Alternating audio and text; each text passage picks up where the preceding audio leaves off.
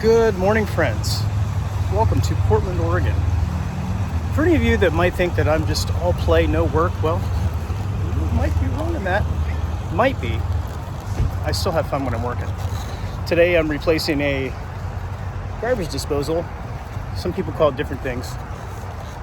For my friend Lish, to stay at Chateau Lish, I'm earning my stay there, so I'm gonna help her out. Then we're gonna get on the road, do some fun stuff. And we are off. Lish has got a new camper. She's trying it out this week.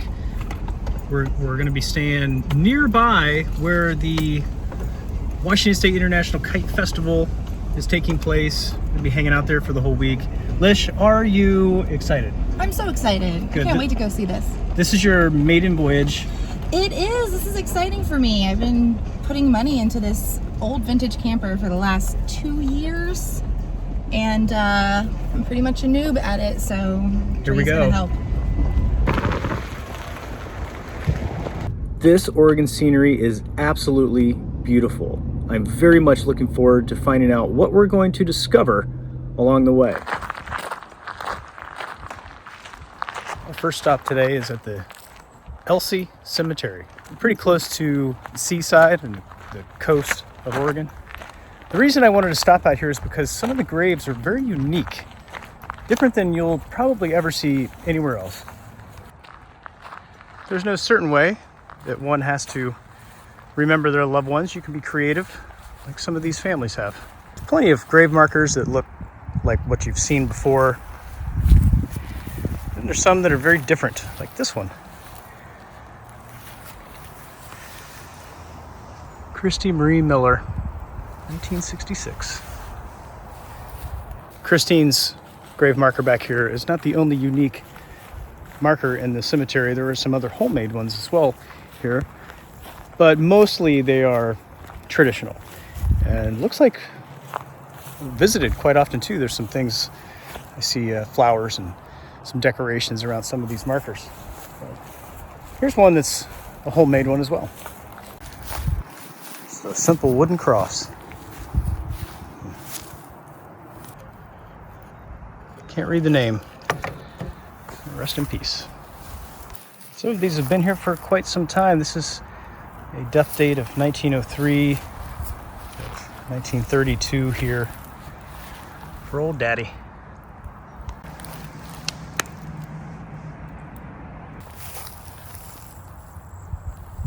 The cemetery is pretty large. I'd say there's maybe 150 grave markers here. And here's a couple more very interesting ones. This fellow looked like a good timing guy. Got some race cars down here and a little personalized note. This is pretty touching. A young man went on before us. Never seen anything like that before. There's another homemade grave marker. I really enjoy checking out these cemeteries and considering the lives of those that have gone before us. But as for us, you and me and Lish, it's time for us to get about the business of the living and get back on the road.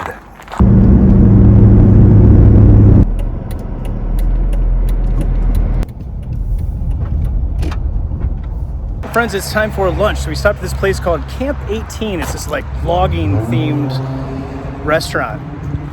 Let's go check it out.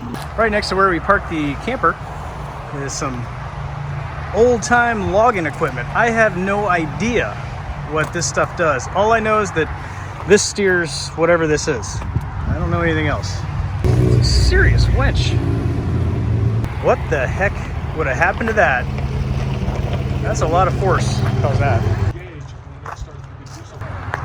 Out here in Oregon, the trees are gigantic, and the machinery has got to be gigantic to deal with these trees.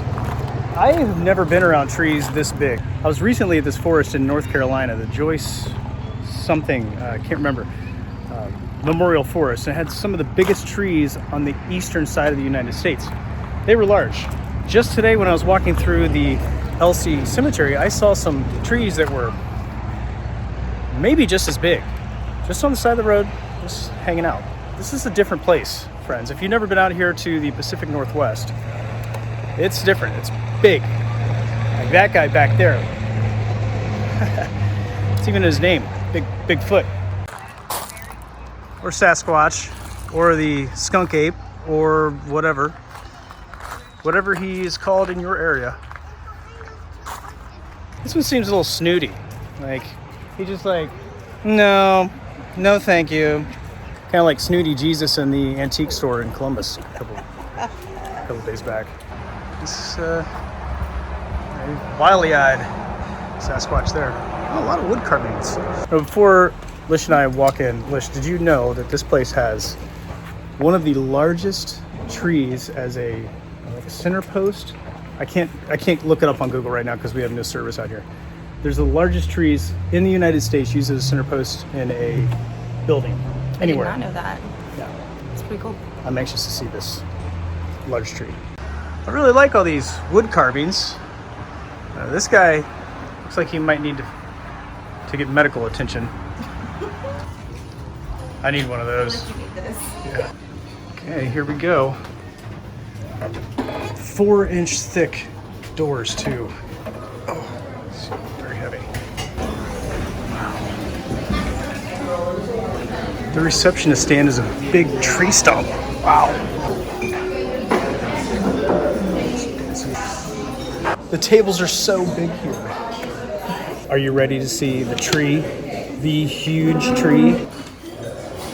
I thought it would be straight up and down, but it is not. It is the main support for the roof system. I've never seen anything that big in my life.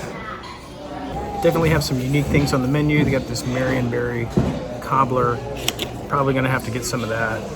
And when's the last time you saw strawberry rhubarb? How cool is that table? These are some of the biggest chainsaws that I have ever seen in my life. It's so big. What the heck is this for? What do you use this for? It's another one of those. This nice fireplace area back here too. You can chill out. Now for breakfast. This would be a nice place to come for breakfast. Yes. Happy last day, happy last day, happy last day to you.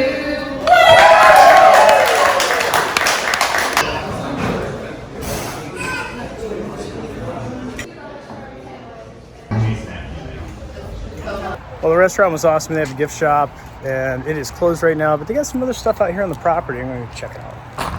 It's full-on caboose here. I wonder if you can get inside. Nope.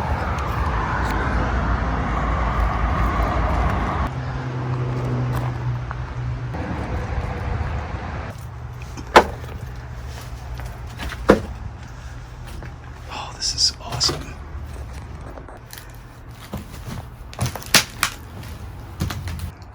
I've never been in an old train car like this. Wonder what it was like.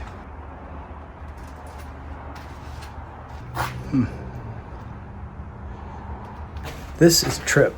Never experienced this before. This road trip has been nice, but we've decided to make a stop in the small town of Astoria. You might recognize it from movies like Kindergarten Cop or The Goonies. There's a lot to do here. Let's go check it out. We have decided to get a room here in Astoria. We're gonna explore this town of Astoria tonight, tomorrow. Check it out tonight. We're probably gonna hit up a couple of breweries for the Brew Traveler channel. I was looking down here at some of these, you know, I love these brochures. It's a great way to learn about the area. And check it out. Lighthouses, whales, hikes. I got a bunch of my favorite stuff right here. Sports, don't really care. I'll still get this anyway. And Cannon Beach. It's very close by. And look what we have here. Kites in the Sky for the Weekend Entertainment newspaper. All right. Flying high, it says. All those kites. In an interesting turn of events, Lish and I were not able to stay at the motel in Astoria this evening like we had planned. They didn't allow campers to be parked on their property, so we had to move on to our final destination in Long Beach, Washington, which is not too far away. It's about 30 minutes down the road. I'm going to go back to Astoria this evening and check out some breweries that I'll be posting on the Brew Traveler channel. If you haven't seen any videos there, well, go check them out. If you're into beer, breweries, distilleries, wineries, things like that, well, you might enjoy the Brew Traveler. I'll put a link to that in the description below. I'm very fortunate to have the opportunity to stay in this nice camper. This is not Lish's camper. This is a friend's camper that I'm blessed to be able to stay in through the week. This is really nice. I've never stayed in a camper before. This is great. As for us, friends, we're going to call it a day here. I'm going to get ready to head out and explore a little bit and visit with some friends before we turn in for the evening. Thanks for joining us today on this adventure from Portland to Northeast Oregon and beyond. I really appreciate your company, friends. Hope you look forward to the next couple of videos. They are going to be rad. I promise you. I'll see you in the next video.